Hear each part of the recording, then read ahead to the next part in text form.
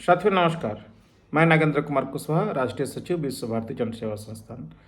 देश के तमाम सहारा के कार्यकर्ता, जमाकर्ता एवं मेरे देशवासी सभी को आज दशहरे की बहुत बहुत हार्दिक बधाई और शुभकामनाएं।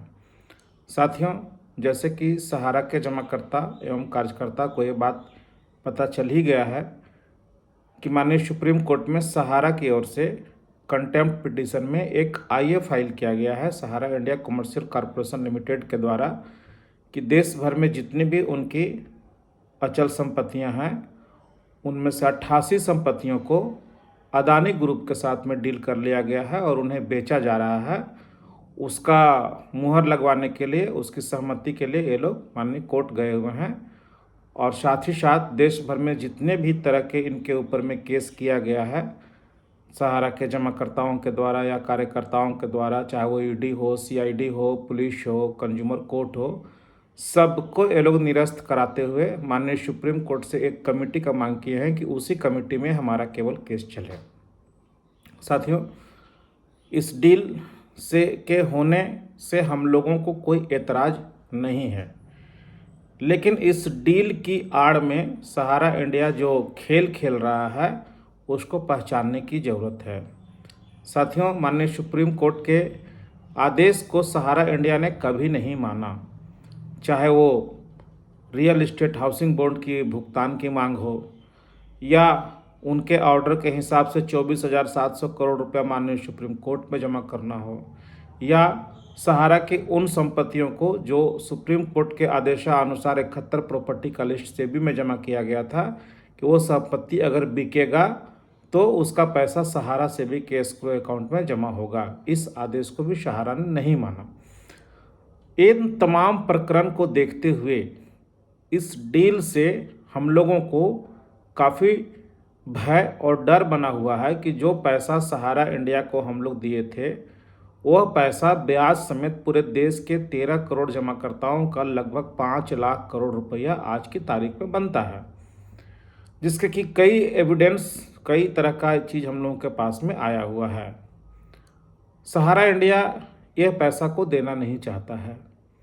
वह चाहता है कि जो पोर्टल बन गया है सरकार के द्वारा उसमें जो सहारा सेबी के अकाउंट में पड़े हुए पैसे हैं लगभग 25,000 करोड़ ब्याज समेत, उससे 5-5 हज़ार करोड़ रुपये डाला जाए और देश के लोगों को इसी तरह से 10,000, 20,000, 50,000 लाख रुपए तक की मिलते रहे और ये पैसा लेने में बरसों बरस लोगों को लग जाए और ये लोग अपनी परिसंपत्तियों को बेच करके आराम से इस देश से निकल जाएं।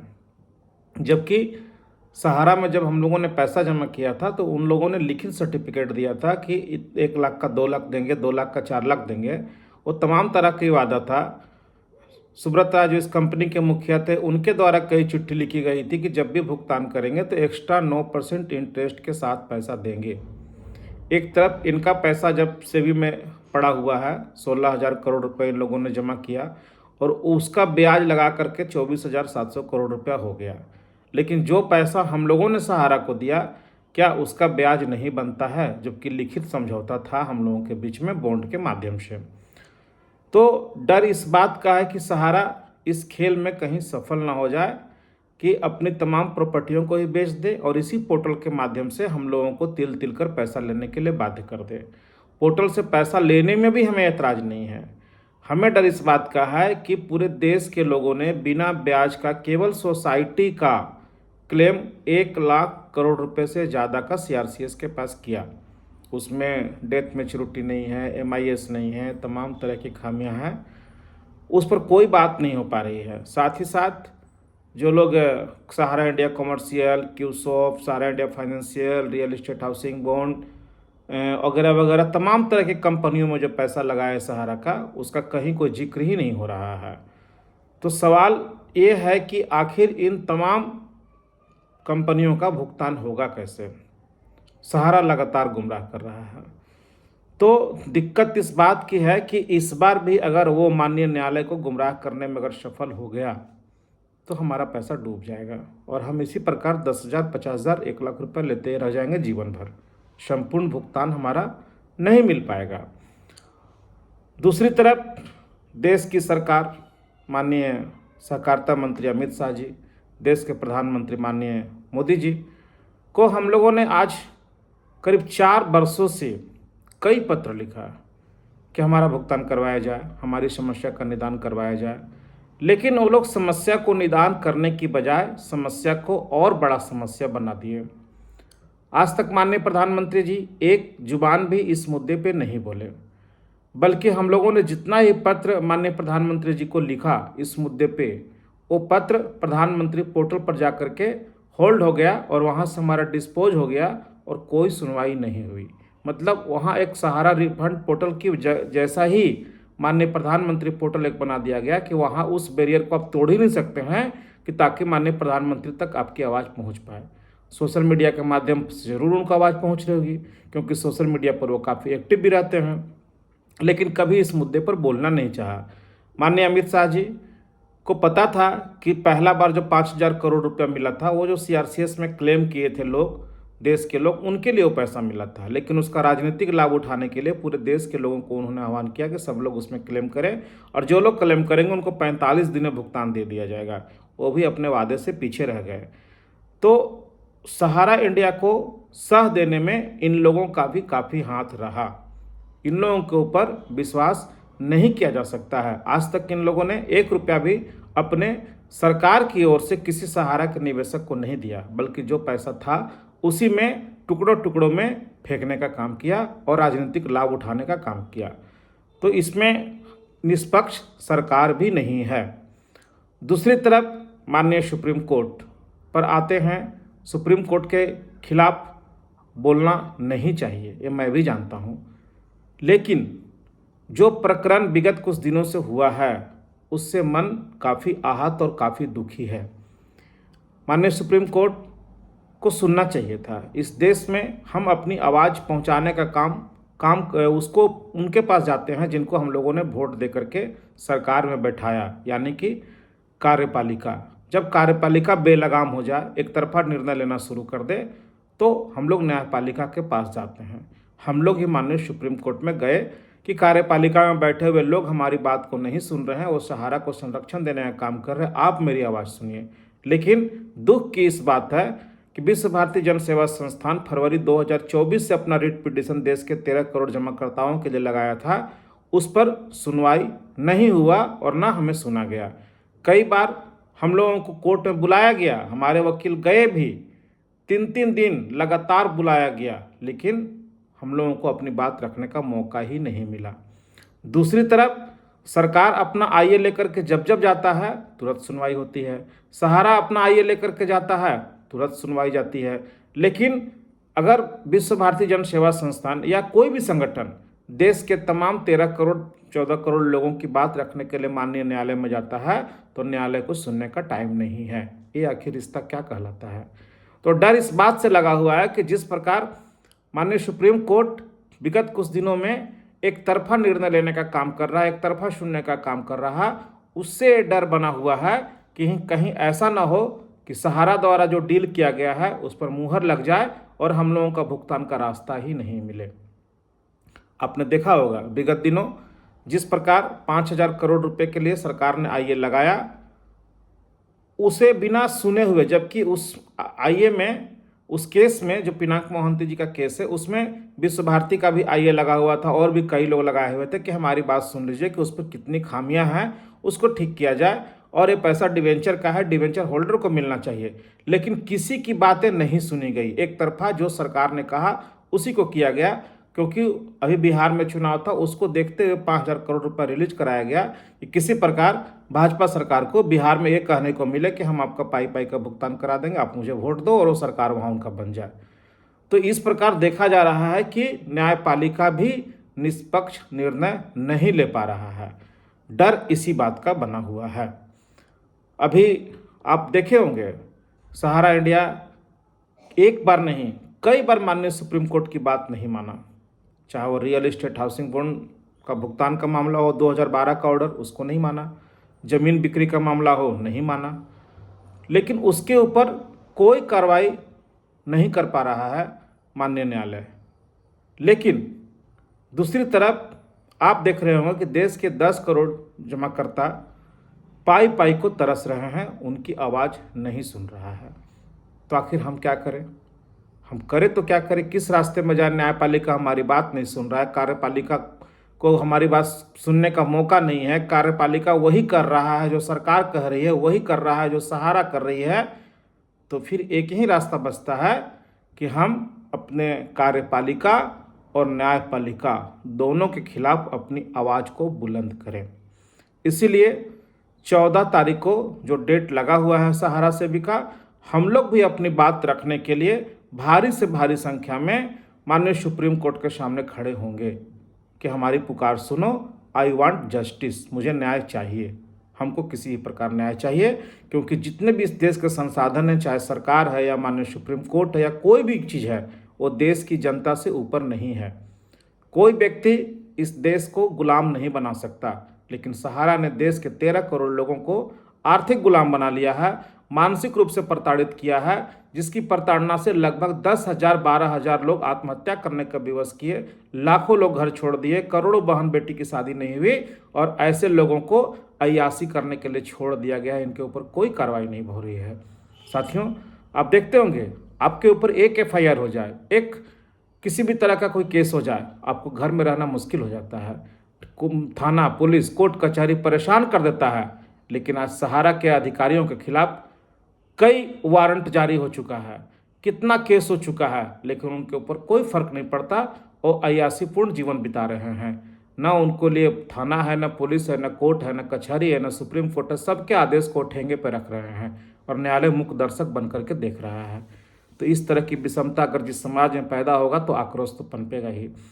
तो मैं साथियों, आप तमाम साथियों से कहना चाहूँगा कि कार्यपालिका, माननीय सुप्रीम कोर्ट निष्पक्ष नहीं रहा हम लोगों के मामले में। और हम लोग अगर घर में बैठे रहे, सोए रहे, तो हमारा सब कुछ लूट जाएगा, सब कुछ बिखर जाएगा। आज 10 से 12,000 लोग आत्महत्या किए हैं, कल करोड़ों लोग के साथ ये चीज़ हो सकता है। तो जागने और जगाने का टाइम आ गया है।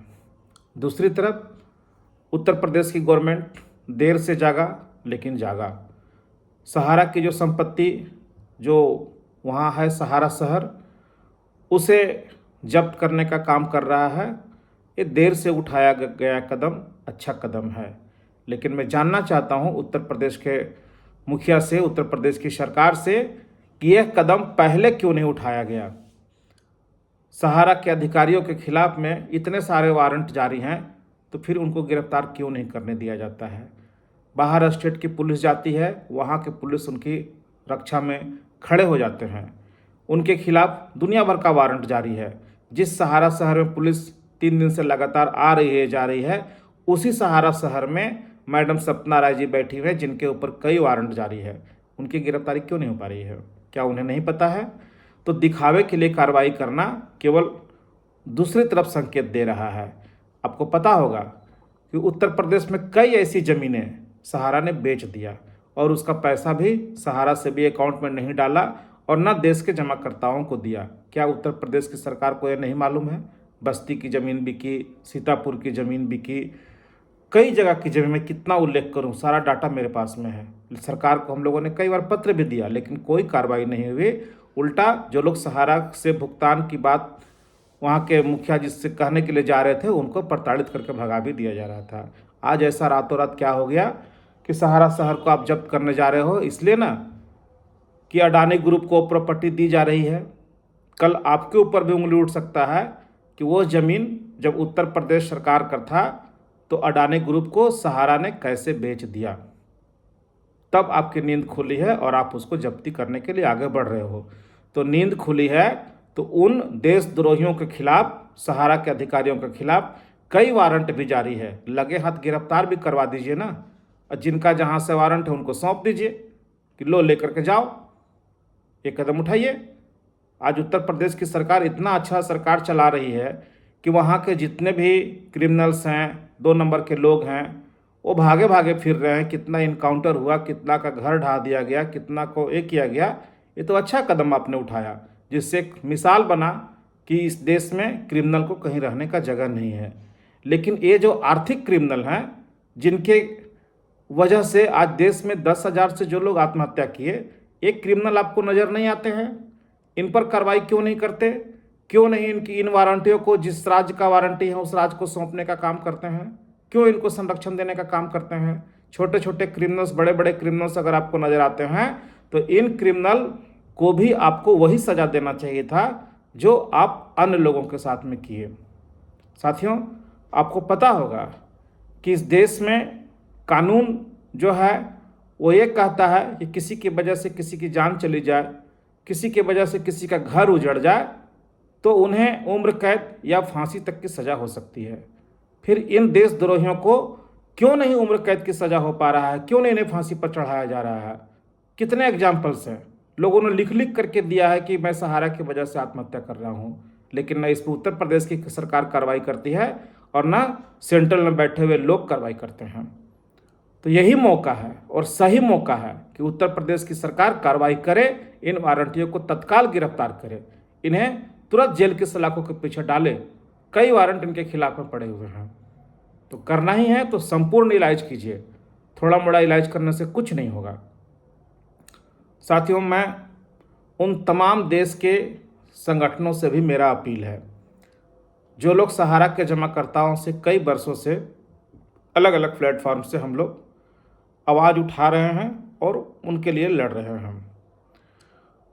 आज एक मौका है, अगर ये हम चूक गए आपस में तू मैं एक दूसरे को नीचा दिखाने के चक्कर में, एक दूसरे को गाली देने के चक्कर में, तो हम लोग बहुत कुछ खो पाएंगे और अपने जमाकर्ता कार्यकर्ताओं को जवाब नहीं दे पाएंगे कि जब कारवां उजड़ रहा था तो हम लोग आपस में तू मैं करने के लिए बैठे हुए थे।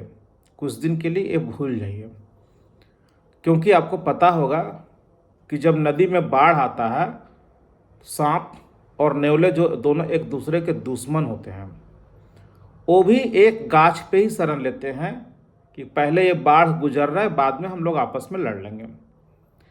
अभी परिस्थिति वही है। सहारा इंडिया जिस प्रकार का कदम उठाया है, इसमें जितने भी आपस में तू मैं एक दूसरे को नीचा दिखाने वाला काम है, कुछ दिन के लिए बंद कर दीजिए और खुले दिल से आइए। एक साथ 14 तारीख को हम लोग दिल्ली में डेरा डालो, घेरा डालो, माननीय सुप्रीम कोर्ट को घेरो। जब तक हमारा संपूर्ण निदान नहीं हो जाएगा तब तक हम लोग एक साथ देश के तमाम संगठन वहाँ पे बैठे रहेंगे, वहाँ से हटेंगे नहीं।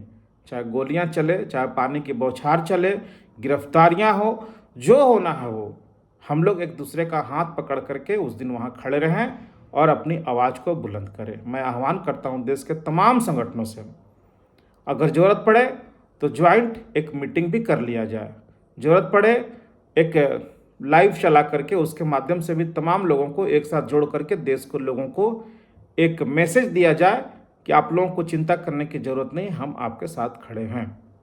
क्योंकि समय की पुकार यही है, अभी नहीं तो कभी नहीं। 14 तारीख का आह्वान यही होगा कि हमारा संपूर्ण भुगतान करो, इन सहारा के देशद्रोही अधिकारियों को गिरफ्तार करो, इनको फांसी दो और जो रिट पिटीशन या कई पिटीशन जो पब्लिक की तरफ से सुप्रीम कोर्ट में लगे हुए हैं उसकी सुनवाई करो। अगर आपके पास सुनने का मौका सरकार को है, अगर आपके पास सुनने का मौका सहारा को है, तो आपको सुनने का मौका हम लोगों के लिए भी होना चाहिए जो आज हम लोग 1 साल सवा साल से पिटीशन लगा करके बैठे हुए हैं। इसके लिए दबाव देना बहुत ज़रूरी हो चुका है, क्योंकि हम लोगों ने काफ़ी समय दिया माननीय कोर्ट को, माननीय सरकार को, कोई भी हमारी बातों को संपूर्ण सुनने को तैयार नहीं है। सबसे अंत में एक इम्पोर्टेंट बात इस देश के तमाम जमाकर्ताओं से कहना चाहूँगा कि जो एजेंट आपका पैसा जमा करवाए हैं, अगर इस लड़ाई में वो लोग हम लोग का साथ नहीं खड़े होते हैं, चाहे उनका रुतबा कितना भी बड़ा हो, आज आपको वो जो 12 साल से गुमराह कर रहे हैं तरह तरह की बातों में, कभी सहारा इंडिया कि मैडम सपना राय 50,000 करोड़ रुपया की लोन लेके भुगतान की बात कर रही है, तो कभी सहारा इंडिया बैंक बनने जा रहा है तो अगले महीना भुगतान होने जा रहा है। इस बार अगर वो लड़ाई में हम लोगों का साथ दिल्ली नहीं आते हैं तो तमाम जमाकर्ता अपने अपने कार्यकर्ताओं पर ही एक प्राथमिकी दर्ज जरूर करा दें कि इन्हीं की वजह से हमारा पैसा फंसा हुआ है। क्योंकि जो लोग लड़ रहे हैं वो उनके ऊपर कोई केस होता है तो वो तो दिखाते हैं कि भाई हम तो अपने जमाकर्ता के लिए लड़ रहे हैं, मेरे पास में आंदोलन का फोटो है, हमारे पास में केस का ये है। लेकिन जो कुछ कर ही नहीं रहे हैं, केवल घर बैठे गुमराह कर रहे हैं, ये क्या दिखाएंगे? तो तमाम देश के जमाकर्ता जो भी हमारी इस वीडियो को देख रहे हैं, दो टुक अपने कार्यकर्ताओं से पूछे कि इस लड़ाई में तुम जा रहे हो कि नहीं जा रहे हो। अगर वो नहीं जाता है तो सबसे पहले प्राथमिकी दर्ज उनके नाम पे ही करवाइए। अगर आपको प्राथमिकी दर्ज करवाने में कोई भी तरह की परेशानी होगी, हम लोग आपको लिए खड़े हैं। तीसरी तरफ सहारा के जितने भी चट्टे बट्टे हैं, RM, zonal manager, sector manager, ये लोग भी अगर गुमराह करते हैं, क्योंकि ग्राउंड लेवल पर इन लोगों ने ही पैसा जमा करवाने के लिए मोटिवेट किया था, और ये लोग भी अगर हम लोगों की लड़ाई में साथ नहीं आते हैं, इनके नाम पर भी प्राथमिकी दर्ज करवाइए। और जिस प्रकार आपने देखा है कि झारखंड में एक जोनल मैनेजर और एक और जोनल मैनेजर और साथ में वो डायरेक्टर भी सहारा का, वो आज करीब 2 महीना से जेल में बंद है, जमानत के लिए छटपटा रहा है, लेकिन जमानत नहीं मिल पा रहा है। वैसे ही तमाम देश के जितने भी जोनल मैनेजर और रीजनल मैनेजर, सेक्टर मैनेजर हैं, इनको भी जेल भेज दिया जाए। और उसके लिए आपको प्राथमिकी करना पड़ेगा, प्राथमिकी दर्ज करवाइए। अगर प्राथमिकी दर्ज नहीं होती है तो हम लोगों से मदद लीजिए, हम लोग आपके साथ जाकर उनके नाम पर प्राथमिकी दर्ज करवाएंगे। और अगर इनकी आत्मा जिंदा है, ये चाहते हैं कि जिस प्रकार आपका पैसा जमा करवाने के लिए मोटिवेट किए थे, तो ये लोग भी इस लड़ाई में साथ आवे, क्योंकि पैसा इनका भी है और इनके परिवार का भी है। ये चाहे ऊपर से जितना भी कह लें, लेकिन अंदर से ही जानते हैं कि जिस प्रकार सहारा प्रलोभन दे रहा है और जिस प्रकार का सहारा कदम उठा रहा है, वो इस जीवन में पैसा नहीं मिल पाएगा। एक पोर्टल ही मात्र जरिया बन जाएगा जिससे कि 10, 20, 50 लाख रुपया, 2 लाख रुपया टुकड़ों टुकड़ों में आपको मिलेगा। ब्याज की तो बात ही भूल जाइए। तो इनके ऊपर भी अब स्टेप लेने का जरूरत है। साथियों, जिस प्रकार आपने देखा सहारा इंडिया ने जो 88 प्रॉपर्टी का लिस्ट जारी किया है, सुप्रीम कोर्ट में जो लगाया है, उसमें से कई ऐसी प्रॉपर्टियां हैं जो पहले ही बिक गया है, जिसका पूरा एविडेंस हम लोगों के पास में है। एक जमीन को आप कितनी बार बेचोगे? कई ऐसी संपत्तियां हैं जिसका बेच करके वो 12 न्यारा कर चुका है, और बहुत सारी संपत्तियां जो वो पहले ही बेच चुका है, जिस पर कोई लिटिगेशन नहीं था, उसको बेच करके वो पैसा खपा चुका है। और उस पैसे से सहारा के जितने भी बड़े बड़े डायरेक्टर्स हैं, उन्होंने अपना निजी संपत्ति बनाया है। सबसे पहले इनकी निजी संपत्ति को जब्त कराना पड़ेगा। अगर इस देश की सरकार, इस देश की कार्यपालिका, न्यायपालिका अगर सही समय पे सही कदम उठा लिया होता, तो उन तमाम संपत्तियों को बेचने से रोका जा सकता था, और वो संपत्ति आज देश के लोगों को मिलता। उसको बेचने का पूरा मौका मिला, सही फेनिंग करने का, और जो बाकी बच गया लिटिगेटेड प्रॉपर्टी, वो जाके परोस दिया है माननीय सुप्रीम कोर्ट में कि इसको बेचिए और सबका पैसा दे दीजिए। क्या इस देश का दुर्भाग्य है। माननीय सुप्रीम कोर्ट को भी चाहिए था कि उसको जल्द से जल्द अवलोकन कर ले, और जो जो प्रॉपर्टी सहारा पहले ही बेच चुका है, या जो प्रॉपर्टी लीज पर है जिसको ही बेचना चाह रहा है, अविलंब कड़ी से कड़ी सजा इन लोगों को दिया जाए। कि तुम लोग कितना बार गुमराह करोगे? कभी रियल इस्टेट हाउसिंग बोर्ड का नाम पर गुमराह करोगे, उस पैसे को भुगतान नहीं करे कन्वर्जन कर दोगे, कभी जा कर के ये ज़मीन बेचने का जो आदेश नहीं था उसको बेच करके तुम पैसा खपा जाओगे, 24,700 करोड़ रुपया नहीं जमा करोगे। कितना तुमको छूट दिया जाए? तुरंत एक्शन इन लोगों को लेना चाहिए। हमारे वकील माननीय सुप्रीम कोर्ट में उस दिन रहेंगे, किस प्रकार रहेंगे उसका कार्रवाई के लिए वो लोग अपना मंथन कर रहे हैं। उनका काम वो लोग करें, हमारा काम हम लोग करें। उस दिन माननीय सुप्रीम कोर्ट के सामने लाखों की संख्या में जरूर आवे, अपनी आत्मा को जिंदा करें, क्योंकि इससे अच्छा मौका और आपको नहीं मिलेगा। धन्यवाद साथियों, नमस्कार, जय हिंद, वंदे मातरम।